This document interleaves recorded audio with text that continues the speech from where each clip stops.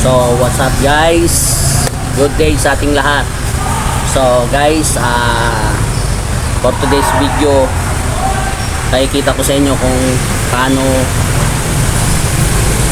ko gagawin yung singaw nitong aking magazine.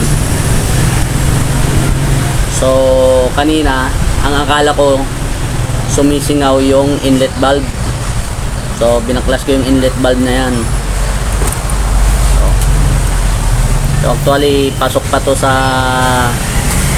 kasi wala pa isang linggo ko nabili to, pasok pa to sa warranty ng isang seller ng airsoft. Pero tinatamad akong dalhin doon sa binilan ko kasi ang layo, tapos iiwan pa doon sa kanila. So mga siguro 1 week or 2 weeks bago masauli sa akin. So sabi ko, ako na lang yung magkakalikot, gagawin ko na lang siya. So kanina umaga, pagkarga ko ng hangin, puputok sana ako, narinig ko parang may sumisingaw. So akala ko dito sa inlet valve. Yan, binaklas ko yung inlet valve, ginalas ko yan. So wala naman akong pamalit ng o-ring, akala ko yung sa lighter kasya. So tinignan ko yung butas, yung ano ro sa loob, sa gitna, may o-ring din palang maliit doon. So binuksan ko rin yun. Ito yun, pipihitin mo. May spring yan, dahan-dahan, kasi baka pagbukas nyo, so sakaling gagawin nyo, pagbukas nyo tumalsik yung spring. So dahan-dahanin mo yung pagbukas. Ayun yung spring nasa loob. Dito sa loob yung spring. So ayan, may ano yan dyan. Hindi mo na maano kasi kanina sinungkit ko ng karayom yung butas para matanggal yung o-ring. May o-ring pa na lock dito sa loob. Tapos may o-ring pa rin dito na isa sa loob. So hindi ko na babaklasin kasi mahirap siya ibalik. Hirapan ako. Yung pala, hindi naman pala rito yung singaw. Kasi nung napalitan ko na ng o-ring, tataka ko bakit singaw pa rin. Sabi ko mukhang bibili ako ng bagong inlet valve. So nag-search na ako sa online. Akita ko 350 yung ganito kalaki lang, 350 isang piraso. So sabi ko mahal pala. So ibinalik ko. Hindi ako mapakali bakit nasingaw. So sinubukan ko lagyan ng sa loob, silicone oil. Yung nabili ko rin doon sa binilang ko nitong airsoft.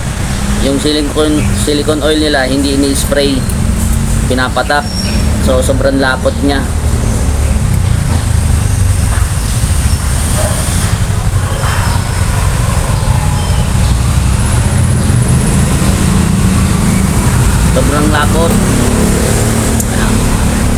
Sobrang lapot nung silicone oil niya.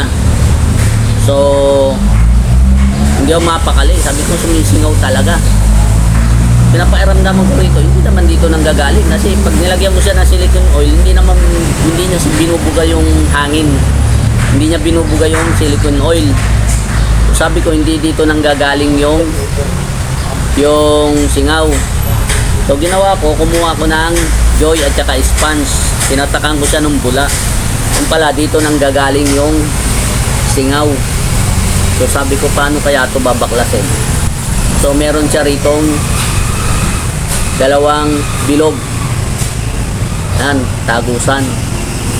So yung pala ang gagawin mo is itutulak mo lang siya, matatanggal yan. Ano ba ginawa ko?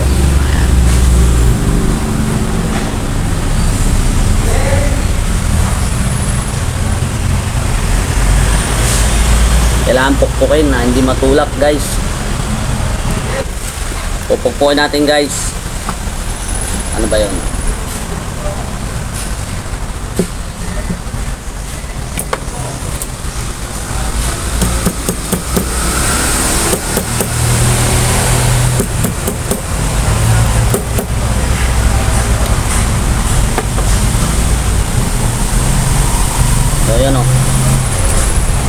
guys, lumabas na siya, oh.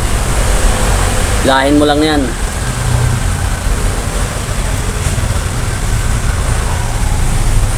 Mali yata yung hila ko, ah. Ayun. So ngayon, tatanggalin mo dahan-dahan. Diyan yung spring ng bala.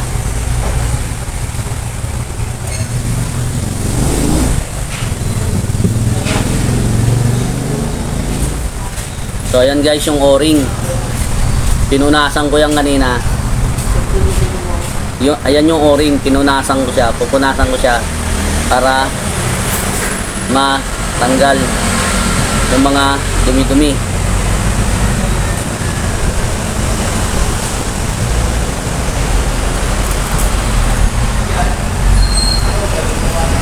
Tapos ang ginawa ko na siya kanina. So ina-explain ko lang ngayon kasi hindi ko binidyoan kanina eh. Yan. Nilagyan ko lang siya ng silicone. Ito yung silicone oil na nabili ko. Yan. Nilagyan ko yung paikot. Yung pinagsasalpakan nung yung pinagpit kung saan na umipit itong, hindi naman o-ring to kasi square eh. Kumbaga sa ano to, rubber ring, rubber seal. Yan. Yan. So nilagyan ko lang ng silicone yung paligid, tapos ito pinatakan ko ng silicone para, kasi malapot tong silicone na to eh, malapot. Para siyang yung silicone na na pandikit sa mga tagas-tagas ng yero. Alam niyo 'yon. Yan, tapos binalik ko na.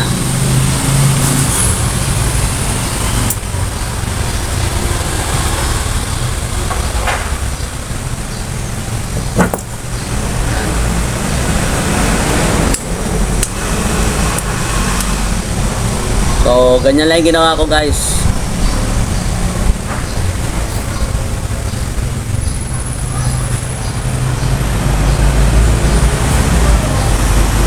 Andito pala ang kabila.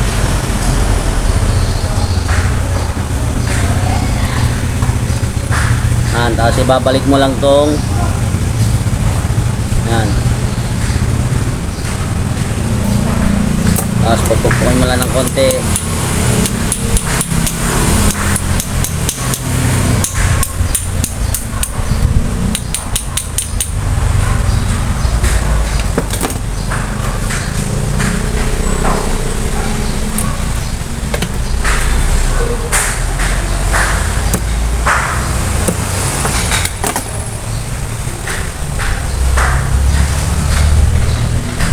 Na. So, ganun lang kasimple guys ginawa ko. So, testingin natin ngayon kung may singaw siya. Kasi kanina, sobrang lakas na ang singaw.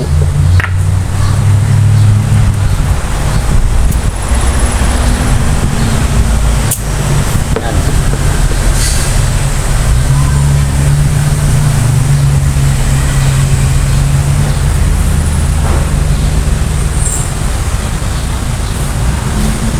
Wala siyang singaw guys. Meron tayo ngayon dito guys, meron tayong guys, sponge na may bula. Titignan natin kung may singaw. So yan, walang singaw guys, oh. Kabila. Yan, wala. Walang singaw. Sa inlet valve, wala rin singaw. So ayun guys, diba? Napakasimple lang ng pag ng magazine pag may singaw. Kung naman chechekin yung inlet valve,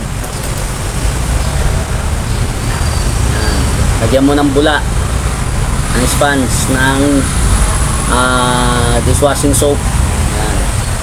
Para makita mo kung saan nanggagaling. Kung dito nanggagaling sa pinaka base, babaklasin mo yan. So ang gagawin mo, kung buo pa naman yung silicone, yung o-ring,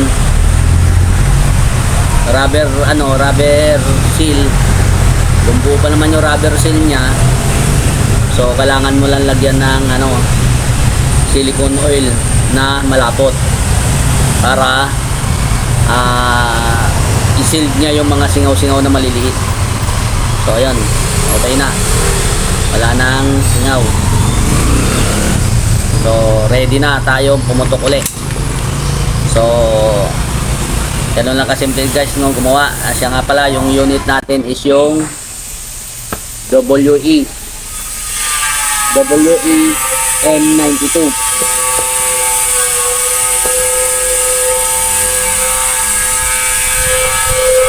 So hanggang dito na lang guys. Maraming salamat sa inyong panonood at God bless all